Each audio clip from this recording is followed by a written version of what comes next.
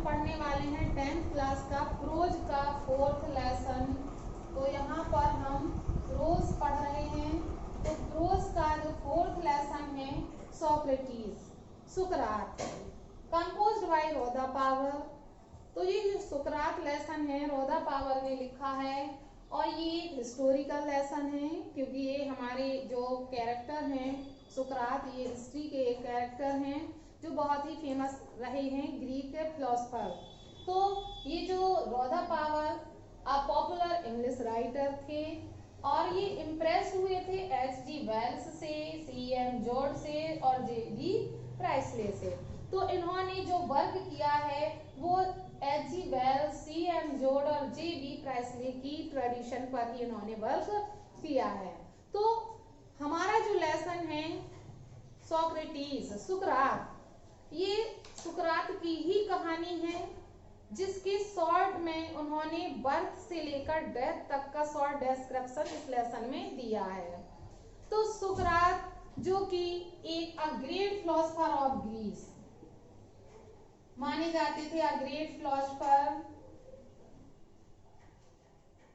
Of Greek. सुकरात यूनान के एक महान दार्शनिक थे और he was born in Athens 400 years before Jesus Christ was born। इनका जन्म जीसस क्राइस्ट के जन्म के 400 वर्ष पहले हुआ था। तो सुकरात का समय आप आइडिया कर सकते हो कि जीसस क्राइस्ट के जन्म के 400 वर्ष पहले एथेंस में इनका जन्म हुआ था। तो ये एक एथेनियंस थे। एथेंस कहेंगे हम इसे, इन्हें यूनानियन कह सकते हैं। ग्रीक, एथेंस, यूनान सेम वर्ड हैं यूनान के। तो ये एथेनियंस थे।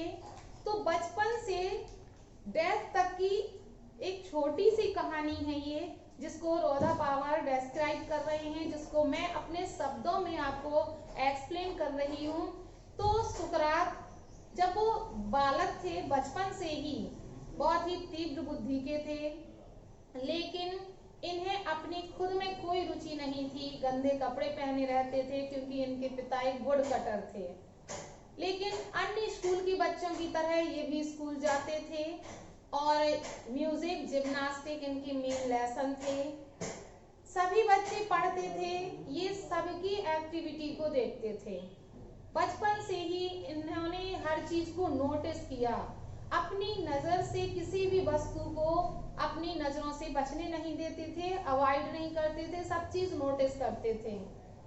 जैसे जैसे ये बड़े होते गए, इनका अपना कोई सुख और प्लेजर नहीं था और ना ही इनका कोई इंटरेस्ट था।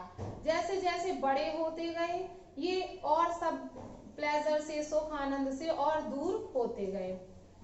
और जब ये बड़े हो गए तो ये गलियों में घूमने लगे। गलियों में घूमते थे, पैदल बाजार में खड़े हो जाते थे, लोगों से बातें करते थे, डिस्कस करते थे, दार्शनिक बन गए, एक बहुत बड़े फिलोसफर बन गए क्योंकि इनकी जो बातें थी इनको सब लोग सुनना पसंद करते थे। सुकरात एथेंस को ग्रेट परफेक्ट स्टेट बनाना चाहते थे। तो एथेंस को परफेक्ट स्टेट बनाने के लिए इन्होंने लोगों को बहुत कुछ सिखाया।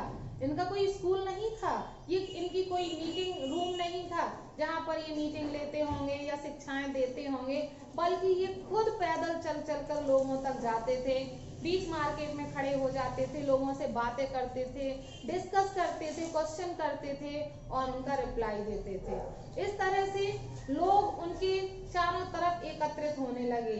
लोग जब गलियों में देखते थे तो कहते थे देखो सुकरात आ रहा है, और सभी उसके पास जो उससे बात करने की इच्छा रखते थे उसके पास आते थे।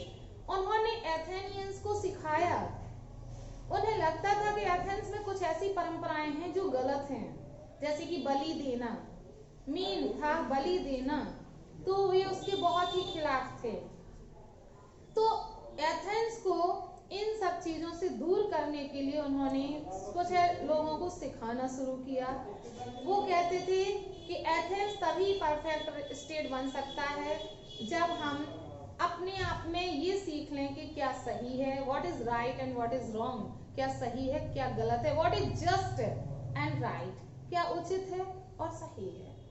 तो ये तभी हो सकता है जब हम एक दूसरे से डिस्कशन करें, केवल डिस्कसिंग और क्वेश्चनिंग से ही ये पॉसिबल है, और तभी हम अपने आप को परफेक्ट बना सकते हैं।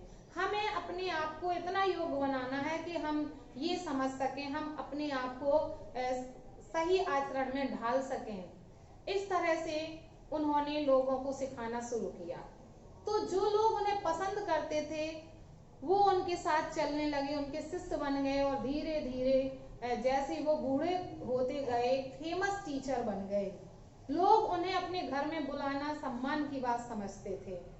एथेनियंस बहुत खुश थे, लेकिन वहीं पर कुछ रूलर्स ऐसे थे, कुछ लोग ऐसे थे जिन्हें लगता था कि सुकरात लोगों को, यंग पीपल को पथभ्रष्ट कर रहा है, क्योंकि उन्होंने कहा था कि दुनिया में भगवान को बलि देने की अपेक्षा और भी अच्छे काम है जिन्हें हम कर सकते हैं। तो कुछ लोगों को लगा कि ये हमारी परंपराओं के प्रति यंग लोगों को पथभ्रष्ट कर रहा है। He was leading the young astray. वह लोगों को पथभ्रष्ट कर रहा है, इसका आरोप सुकरात पर लगाया गया। जब सुकरात पर आरोप लगाया गया तो सुकरात को कोर्ट में बुलाया गया। सुकरात के जो साथी थे सुकरात से बहुत कहा कि वह वहां से भाग जाएं जब तक कि ये तूफान शांत नहीं हो जाता है, ये मैटर शांत नहीं हो जाता, उसे उन्हें कहीं छिप जाना चाहिए। But Sukrat was no coward. सुकरात कोई कायर नहीं थे। He knew what he taught was just and right. वो जानते थे कि जो कुछ भी उन्होंने सिखाया बिल्कुल सही और सत्य है, और इस बात पर वो अडिग रहे और वह कोर्ट गए। कोर्ट में दोनों तरफ का डिस्कशन चला। सुकरात से पूछा गया, कुछ कहने को कहा गया, लेकिन सुकरात ने कहा मैंने जो सिखाया वो सत्य, इसके लिए मैं 100 मौत मरने के लिए तैयार हूँ। और इस तरह से सुकरात को मृत्यु दंड दिया गया। सुकरात was condemned to death.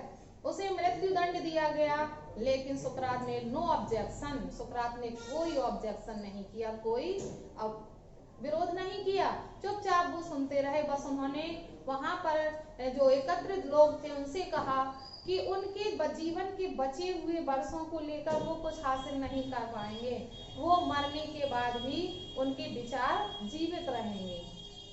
सभी फॉलोवर्स उनके दुखी हो जाते हैं। उनके जो शिष्य प्लेटो थे, मेन शिष्य थे जो प्लेटो, तो प्लेटो लिखते हैं कि उन्हें हमसे छीनकर हमें अनाथ कर दिया जा रहा है।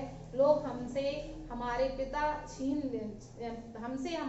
को छीन ले रहे हैं। अब हम उनके बिना अनाथ की तरह जीवन व्यतीत करने वाले हैं। सुकरात ने वहां जेल में भी जब वो गए तो उनके शिष्य, कुछ शिष्य उनके पीछे पीछे गए, उनकी पत्नी, उनके बच्चे सभी उनके साथ थे।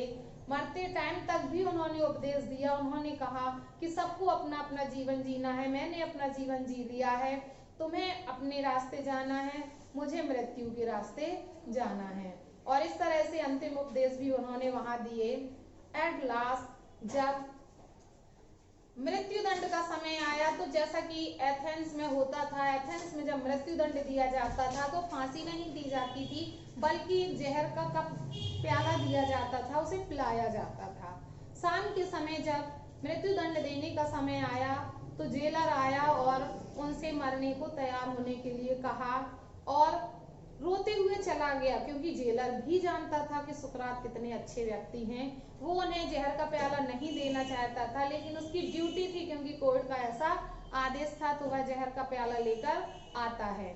सुकरात पीना शुरू करते हैं। जैसे ही जहर का प्याला पीना शुरू करते हैं और कहते हैं कि भगवान मेरी इस यात्रा को सफल बनाए, जैसे ही पीने लगते हैं तो सभी, एक शिष्य फूट फूट कर रोने लगता है और शीघ्र ही सभी देखकर वहां रोने लगते हैं और पूरा कमरा रोने की आवाज से भर जाता है। सुकरात अपने जो अनफिनिश्ड कप को लेकर रुक जाते हैं और कहते हैं ये कैसा विचित्र शोर है, व्यक्ति को शांति से मरना चाहिए, इसलिए आप लोगों को रोना नहीं चाहिए। तभी उसे एक बात याद आती है, उसे कोई बलि देनी थी, कुछ उसका काम डला था। उसने अपने शिष्य को कहा और उसके अपने कार को कहा कि मेरा ये कार कर देना, और इतना कहने के बाद वह बिल्कुल शांत हो जाते हैं और उनकी मृत्यु हो जाती है। इस तरह से यूनान की एक महान दार्शनिक सुकरात की डेथ हो जाती है।